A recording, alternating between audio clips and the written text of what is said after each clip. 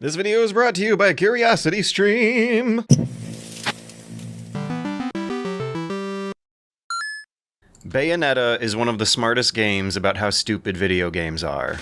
Say what you will about Bayonetta, but you can't say it's uninspired or uninformed. And people have said just about everything else possible about Bayonetta. The public perception of this character in the popular consciousness has seen Bayonetta go from a shameful sex object for men made by a man, to the embodiment of empowered femininity made by a woman, to a gay/lesbian LGBT icon, to Lady Gaga's favorite video game, to an angry revolutionary muzzled by the market forces of now being something like a first-party mascot for the family-friendly, squeaky-clean brand of Nintendo. A lot of the early blog posts about this game from 12 years ago feel like they've aged 21 years. Here's one that describes one of the funniest opening cutscenes from any video game ever as having slapstick and profanity that are supposed to feel over the top, but there's not a single genuine laugh to be had. Over the past 10 years, a generation of kids has grown up with over-the-top antics of Japanese anime hitting them at earlier ages, while the real-world influences of insane internet culture and insane world events have gradually made this game feel more like gratifying escapism than shameful escapism. Bayonetta's hyperbole is now just good old-fashioned camp. I guess what happened is that a few years after launch, more critics had the time to work through a number of feminist interpretations defending the character, and then a few more years of time to sort through the impressive amount of art history homework the developers were doing back then, before a few more years of the real world getting as crazy as it needed to get for Bayonetta to finally seem normal in comparison. And to go back to that art history homework they were doing in 2010 for Bayonetta 1 in particular, it really occasionally is staggering just how deep they went here.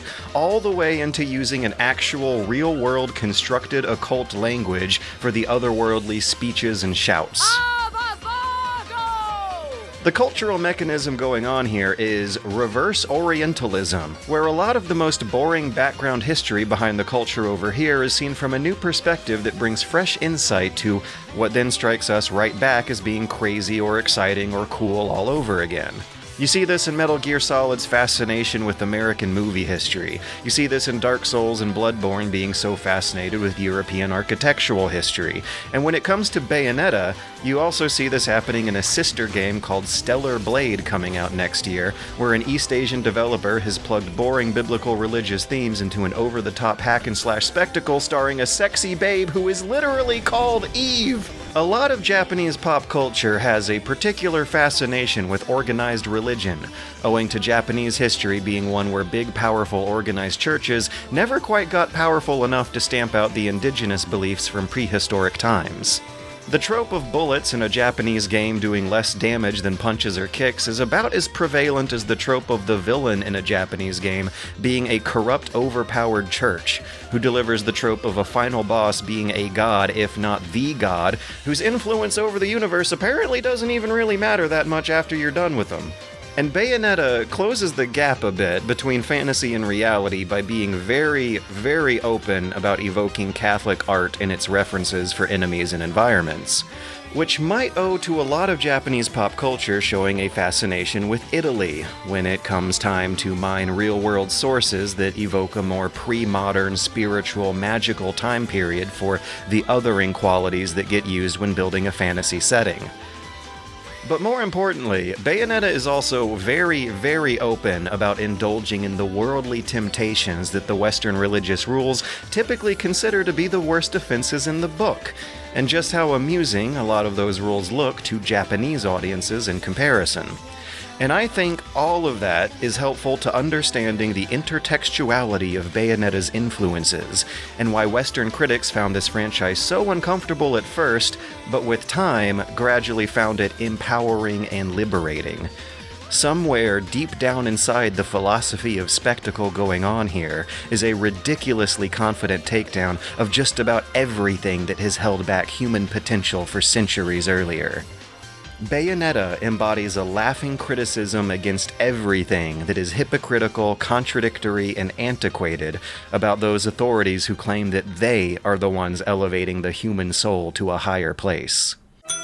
For starters, let's talk about how the bad guys you're blasting away by the hundreds are supposed to be angels. That's pretty sacrilegious, right? Not so fast. Unlike back in 2010, a lot more people nowadays know that the Bible isn't actually the primary source for where a lot of pop culture media pulls its imagery of angels, heaven, and hell. It comes from a dizzying collection of extra-biblical ancient sources, like the apocryphal books that didn't make it into biblical canon, and a ton of letters and writings by theologians and saints, and one of the most seriously studied example of those extra-biblical sources is the superficial source material for Bayonetta's sister series, Devil May Cry, in which Dante and Virgil explore a hellscape that, to be fair, pretty much only takes a few language, some names, and some rare visual cues from the 14th century epic poem, The Divine Comedy. And Bayonetta does dip a good deal deeper into the Divine Comedy than DMC does. This is where words like Paradiso, Purgatorio, and Inferno come from. And hey, honestly, any of you gamers out there watching this who have gone through a big period of getting deep into DMC or Doom or Diablo really totally should give the Inferno a read. The Henry Wadsworth Longfellow translation is still really entertaining, it's not difficult to read, it moves fast, every 3 pages you get hit with one of those, "Oh, so that's where that came from" moments, and it's old enough to be in the public domain and available on the internet for free, or you can buy the Gamer Edition published in 2010 from Del Rey Publishing. Anyways, Bayonetta goes deeper into Dante than the DMC games did. A few levels of Bayonetta 2 have her going down into the suicide forest pulled straight from the Inferno. The demons and lore text make plenty of references, and some of the most fun it has with Dante happens with the chapters dealing with Paradiso, the Angel-ology explored by Dante. It turns out Angel-ology is a real term in the theology world. The glorious golden fanfare that introduces each new angel enemy references a place they have in a hierarchy of spheres, with a pretty strange naming scheme that has them called really flattering adjectives or moral abstract concepts.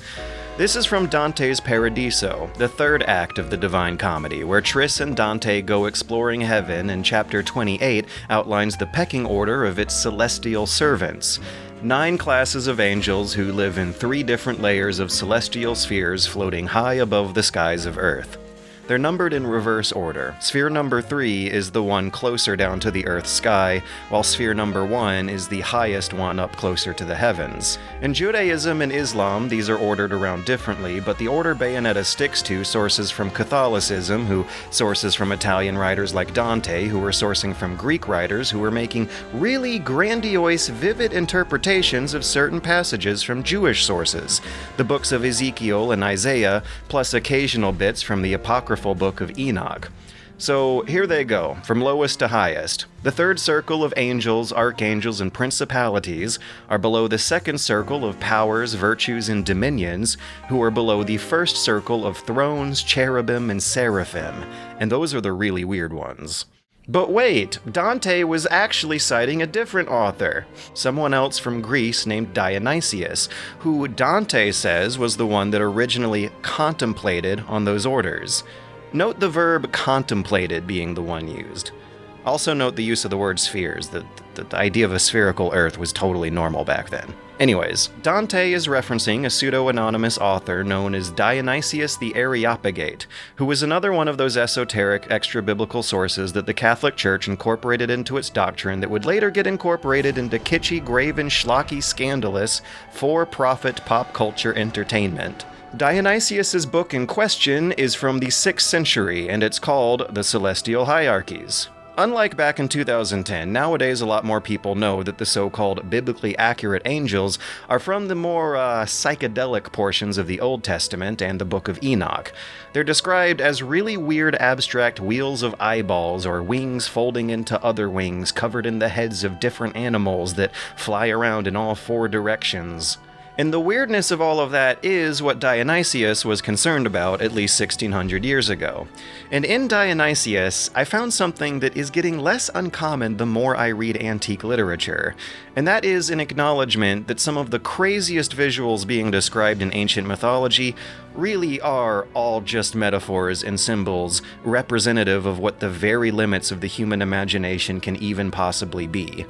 Quote, "For the mind can by no means be directed to the spiritual presentation and contemplation of the celestial hierarchies, unless it use the material guidance suited to it, accounting those beauties which are seen to be images of the hidden beauty." Quote, "Hence there is no absurdity in portraying the celestial natures for the reasons mentioned by discordant and diverse symbols. For possibly we ourselves might not have begun to search into the mysteries which lead us to the heights through the careful examinations of the Holy Word." This almost feels like a modern literary device being used in a text that's at least 1600 years old. A lot of YouTube videos covering these weird biblical accurate Old Testament angels will use H.P. Lovecraft as the primary point of comparison for the creature's anatomy, but the Lovecraft I see going on here is how he directly asks the reader to think past the limits of their own imagination. It reminds me of the so-called modernist literary devices that are in the Odyssey: fourth wall breaks, an unreliable narrator, nested narratives. This is stuff that literature teachers might have made you think the human brain was incapable of doing until the 1900s. It's a reminder that people back then were not operating with different brains than the ones we're still stuck with today. The big difference is their chain of reasoning. The stuff I was getting into my last video about the source material of the source material behind RPG magic tropes. Before the jargon of the formal studies of economics and psychology were around, a writer or a prophet or a mystic's cultural actions that influenced the public perception of the popular consciousness was seen as an action that directly screwed around with material reality. It was believed that if a smart person just sat down and thought about it for long enough, a rational explanation behind natural phenomenon could eventually be thought up just through the act of thinking alone. It's wild to see this admission that angels basically may well be figments of the imagination, but what the author's doing is taking the act itself of imagining them a lot more seriously than we would today. This act of contemplation is supposed to be some kind of proof of a higher purpose crossing over into the human mind. In his time, this chain of reasoning was called Neoplatonism. Dionysius says that coming up with a tiered hierarchy of these creatures is supposed to symbolize how the Christian God arranges the universe into a supposedly perfect plan, with the angelic creatures being named after abstract virtues like grace and valor, order or justice. Each highly flattering word arranged in an order that represents every aspiring human soul's journey further and further away from the worldly concerns and temptations that blur the line between human and animal. The playful angels are at the bottom, with the all-knowing, all-seeing seraphim at the top, whose appearance in the human mind as extremely abstract symbols represents how divine knowledge is just so far past anything understandable to human comprehension. This is why the angelic enemies are named after flattering adjectives and abstract virtuous concepts, and it's also why the Auditio bosses are named after the four cardinal virtues. But they don't all perfectly match up with Dante's and Dionysius's hierarchy. The psychedelic ones, the rings of eyes and flying faces, were imagined by the theologians as being closer to the divine in their abstract otherworldliness, but in the game, they're labeled as being further down the rung on the third sphere. Bayonetta may be accurately using the language of Dante, but the order is shuffled around slightly in order of gameplay difficulty rather than source material. But I do love how one of these monster descriptions in the game actually accounts for the discrepancy. The first sphere thrones are the psychedelic wings of fire or rings of eyes, but in the game they're this big monster snake thing. Works of art have depicted them as flaming wheels. However, artists of true inspiration, like your friends at Platinum Games, have pictured them as a long snake-like body circling upon itself. This is the kind of stuff I was talking about when mentioning just how much homework they did for that first game back in 2010. That's just flavor text. The connection I'm really reaching for extends into the visual material of Italian religious artwork from the Renaissance and onwards, where for hundreds of years that Neoplatonic philosophy was used to create the over-the-top spectacle of decadent, dirty, sexy Catholic artwork. Which feels like a funny combination of words to say out loud with my mouth, but was absolutely the impression they were trying to make for a good 200, 300 years or so back then. In researching this video, I found an article by an artist comparing Bayonetta to a sculpture of the Catholic Saint Teresa. Saint Teresa of Avila, a Catholic nun who wrote a lot of those deep divine contemplations on the interiors of her mind, but the ones that history really remembered are journal entries diving into the guilt and shame she felt after experiencing some kind of unnameable sin in her teenage years that later generations of scholars have generally been interpreting as innuendos of homosexual behavior.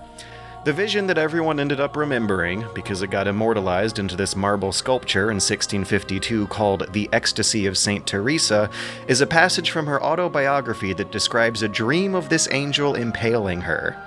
I saw in his hand a long spear of gold, and at the iron's point there seemed to be a little fire. He appeared to me to be thrusting it at times into my heart, and to pierce my very entrails. When he drew it out, he seemed to draw them out also, and leave me all on fire with a great love of God. The pain was so great that it made me moan, and yet so surpassing was the sweetness of this excessive pain that I could not wish to be rid of it. The sculptor, Gian Lorenzo Bernini, was working under some known innuendos here that the church does not officially acknowledge.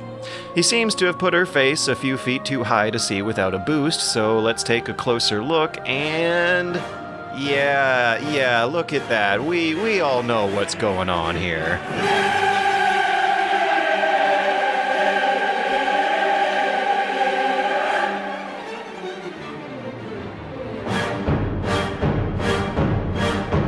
Bernini's Baroque sculpture work spares no details when it comes to intensely contorted facial expressions, or soft, supple, curvy flesh bulging underneath the pressure of grabbing fingers. The known innuendos I'm referring to here is how official religious doctrine on paper considers nudity shameful and sensual indulgences sinful.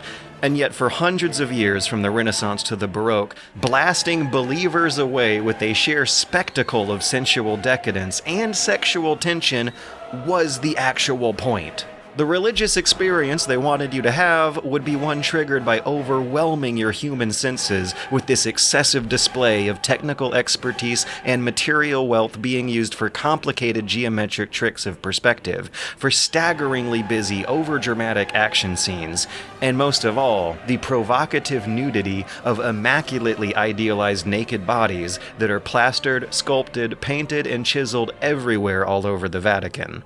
Art historian Franco Mormando says that the sculpture of St. Teresa, quote, titillates our senses as it provokes our wonder, if not our shock, about the blatant meddling of the spiritual and sexual. The Marquis de Sade said, quote, when seeing it, one has to keep reminding oneself that she is a saint, because from Teresa's ecstatic appearance and from the fire that embraces her expression, one could easily be mistaken. And this sculpture is just like one drop in a bucket of this stuff. So there you have it. Bayonetta is imagining what could be happening on the other side of the portals of all these Italian ceiling frescoes. Bayonetta is designed to overwhelm the senses with a technical spectacle of exaggerated scale and impossible proportion and divinely inspired blasphemy. Bayonetta stars a character who weaponizes that kind of spiritual femininity, weaponizes the nudity and sensuality of the double standards behind religious artwork that has always been there right in front of everyone's faces the whole time, doing it all from a novel foreign perspective that approached all these potential controversies coming to it with humor and wisdom. Somewhere, deep down inside the philosophy of spectacle going on in these games is the confidence and the capability to destroy everything. Thanks for watching, and if you've made it this far into this video, then maybe you'd enjoy sitting back and watching through hours of documentary on art history, religious history, and military history that connects all these dots of social changes from centuries ago with the high-tech modern pop culture of today. And that is why I do recommend CuriosityStream, who are sponsoring this video with a 26% discount if you go to curiositystream.com/SuperBunnyHop. They've got a streaming library of thousands of educational titles to choose from, covering everything from food to history to science to futuristic sci-fi speculation, and now Hank Green's Crash Course is all on there too. But I specifically want to recommend CuriosityStream's first original feature-length documentary, Hival, an absolutely insane story about the mental destruction of a Hollywood actor who turned into an anti-ISIS Kurdish resistance fighter in 2015. An escalating narrative sees him boastful, hot-headed, and openly mocked, before a second-half plot twist descends this rollicking sense of adventure into a far darker place. An introspective look at the intersection between politics, popularity, and propaganda with modern-day social media, and the consequences of what happens when an imaginary adventure in your head turns real. As someone who loves both serious journalism and the emotional storytelling of a good documentary, Hival is excellent stuff. And it's just a few stones throw away from what a lot of us YouTubers are doing on Nebula, a premium streaming award-winning service that comes bundled with CuriosityStream for free, with serious, educational YouTubers trying to shed light on serious, educational topics that might not work as well on YouTube itself. So once again, that's curiositystream.com/SuperBunnyHop for a 26% discount that'll land the price at $14.79 for a whole year, which comes bundled with Nebula for free. Thanks again for sponsoring, and thanks for watching.